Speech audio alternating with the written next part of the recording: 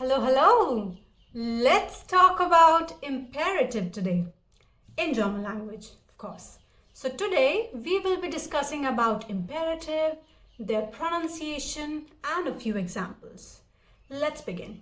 So what exactly is imperative or imperative sentence? Well, it's a form of sentence that is used to give command, do this, do that, don't do this, don't do that, instructions like follow the traffic rules, and advise.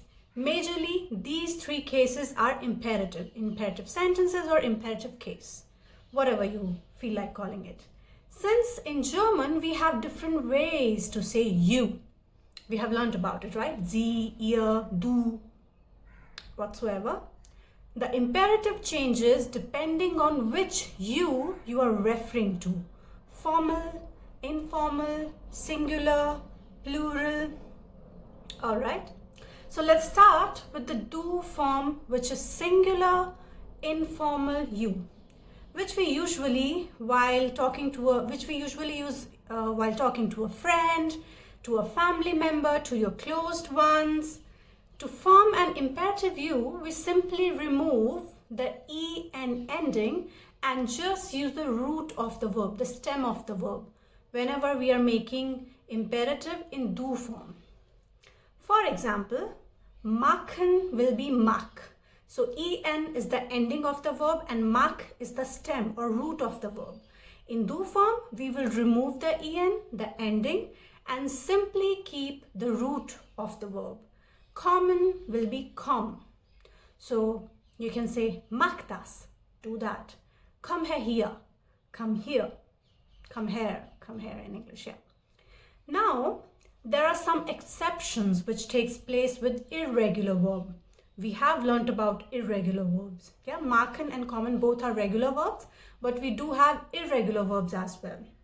If you don't know about irregular verbs, do check out previous chapters. It's important that you know, okay? In this case, the E in the verb changes to IE in irregular verbs or I, either I or IE. And again, we just keep the root of the verb. So we do make changes.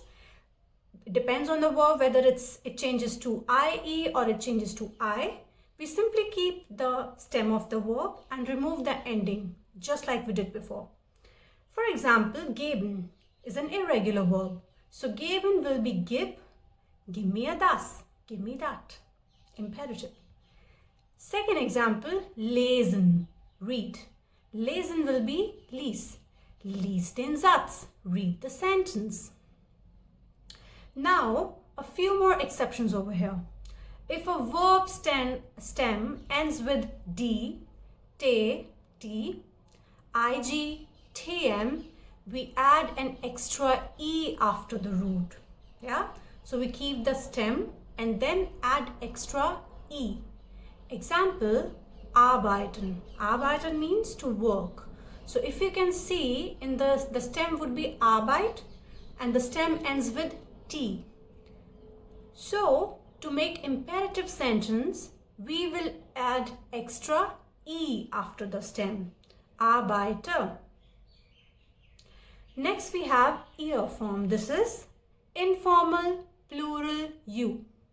For ihr form, we simply use root plus t at the end of it. Example, machen in ihr form will be macht. Mach plus t, macht. Kommen will be kommt. Komm plus t, kommt. Ihr form.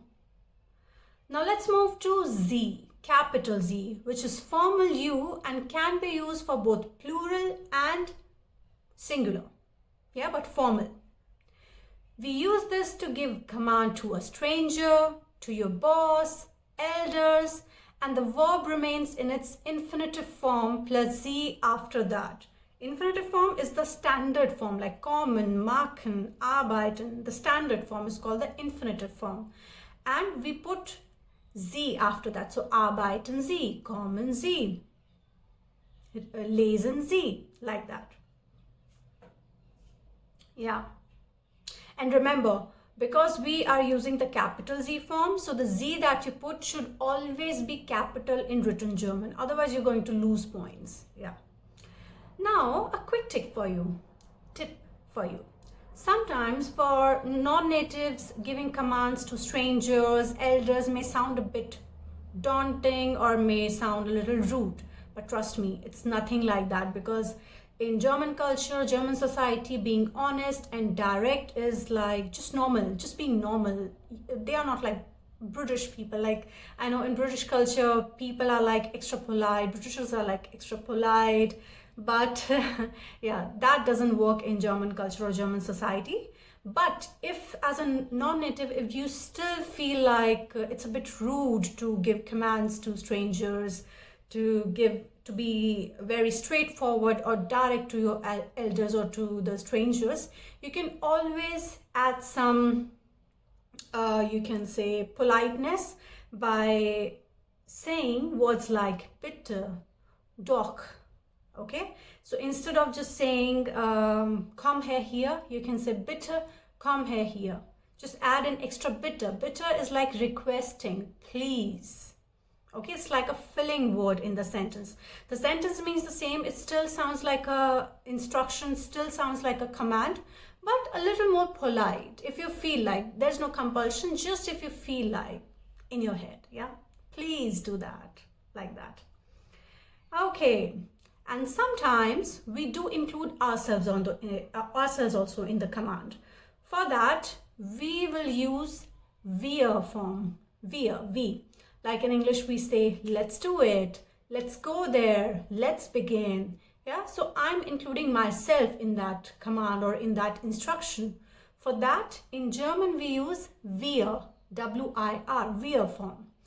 And the formation using wir would be exactly the same, just like we did for Z form, capital Z form. So look over here. Gehen Sie, capital Z, gehen wir. I've included myself in this command. Okay, now I have a quick dialogue for you. Halten Sie, steigen Sie ein, fahren Sie mich bitte zum Bahnhof. Schnallen Sie sich bitte an.